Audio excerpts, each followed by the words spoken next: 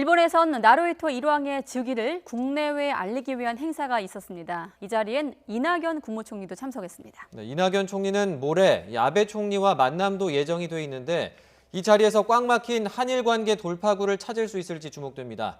도쿄 특파원 연결해서 자세히 들어보겠습니다. 황보현 특파원. 네, 도쿄입니다. 네, 즉위식 행사 그렇게 오래 걸리진 않았죠? 그렇습니다. 나루히토 일왕의 즉위를 일본 국내에 공식으로 알리는 즉위식은 오후 1시부터 시작돼 30분 만에 끝났습니다. 즉위식은 도쿄의 궁성, 즉 고쿄 안에 있는 전통 건물에서 치러졌습니다. 이낙연 국무총리와 왕치산 중국 국가부주석, 찰스 영국 왕세자 등 세계 180여 개국 대표를 비롯해서 일본 국내외 주요 인사 2천여 명이 참석했습니다. 오전부터 계속 비가 내리고 기온이 17도 정도로 최근 들어 가장 쌀쌀한 날씨 속에서 즉위식이 진행됐습니다. 나루히토 일왕은 재위 기간에 어떻게 활동할 것인가에 관한 각오를 간단히 밝혔습니다. 나루히토 일왕은 국민의 행복과 세계 평화를 항상 바란다 이렇게 말했습니다.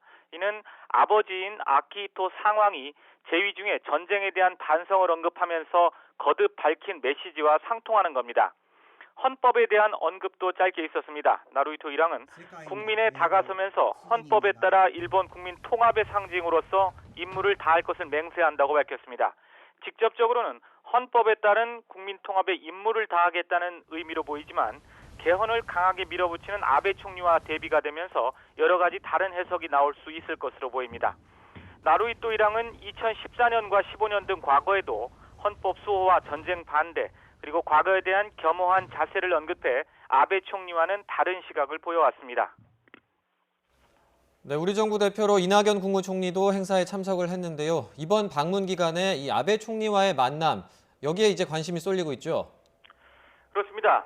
일단 즉위 행사를 마친 이 총리는 도쿄 내에서 한류타운으로 불리는 신오쿠보 지역을 찾아가 한인 상인들과 만나서 현지 분위기를 들었습니다. 이에 앞서 이 총리는 2001년 1월 신오쿠보역 선로에 떨어진 일본인을 구한 뒤 목숨을 잃은 이수연 씨 추모비에도 헌화했습니다. 오늘 저녁에는 일왕 주최 축하 만찬에 참석합니다. 무엇보다도 방일 기간에 가장 주목되는 부분은 아베 총리와의 만남인데요. 일단은 24일, 즉 모레 오전을 목표로 정확한 일정을 조정 중인 것으로 알려졌습니다. 이 자리에서 이 총리는 한일 관계 개선에 대한 문재인 대통령의 메시지를 전할 것으로 보입니다. 하지만 아베 총리가 이번 즉위식 행사를 외교수단으로 적극 활용하면서 각국 대표 50여 명과 연쇄회담을 하기 때문에 이 총리와 만날 수 있는 시간이 그리 길지는 않을 것으로 예상됩니다. 일본 언론에서는 10분 정도 만날 수 있을 것이라면서 회담이라기보다는 면담이 될 것이라는 보도도 나왔습니다. 이렇게 시간도 짧고 한일 양국 정부 내에서 뚜렷한 기존 입장 변화가 보이지 않는 상황에서 이번 만남으로 관계 개선에 큰 성과를 거두기는 어렵지 않겠느냐는 전망도 나오고 있습니다. 다만 지난해 9월 이후 끊긴 두 정상 간 대화의 분위기를 만드는 데에는 이번 만남이 어느 정도 역할을 할 것이라는 기대 섞인 관측도 제기되고 있습니다. 지금까지 도쿄에서 YTN 황보현입니다.